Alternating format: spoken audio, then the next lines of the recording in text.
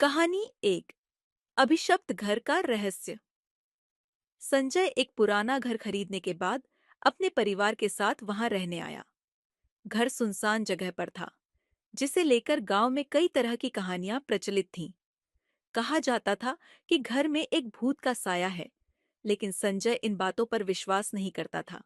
पहली रात को सब कुछ सामान्य था, लेकिन आधी रात के बाद अचानक घर के एक कमरे से धीमी धीमी सरसराहट की आवाज आने लगी। संजय जाग गया और उसने देखा कि उसकी बेटी पलक अपने कमरे में नहीं थी। उसका दिल जोर से धड़कने लगा। वह आवाज के पीछे गया और उसे कमरे के दरवाजे पर एक खून से सने हाथ का निशान दिखा। उसके रोंगटे खड़े हो गए। उसने धीरे से दरवाजा खोला और देखा कि पलक एक कोने में बैठी रो रही थी। पलक ने धीरे से कहा, पापा, वो औरत यहाँ है। वो मुझे देख रही है। संजय ने चारों ओर देखा, लेकिन उसे कोई नहीं दिखा। उसने पलक को उठाया और बाहर ले जाने की कोशिश की, लेकिन दरवाजा अचानक बंद हो गया।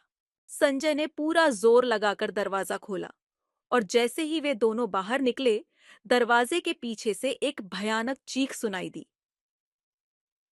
उन्होंने किसी तरह रात बिताई और अगले दिन गांव के पंडित से मिले।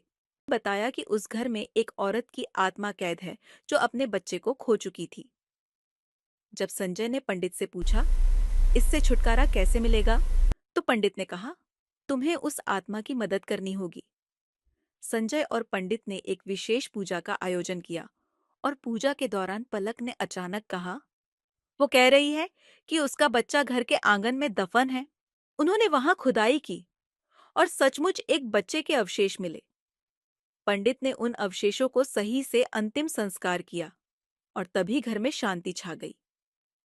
संजय ने अब उस घर को छोड़ने का फैसला किया, लेकिन उसे एहसास हुआ कि वह अब कभी भी उस घर की भयानक यादों को नहीं भुला पाएगा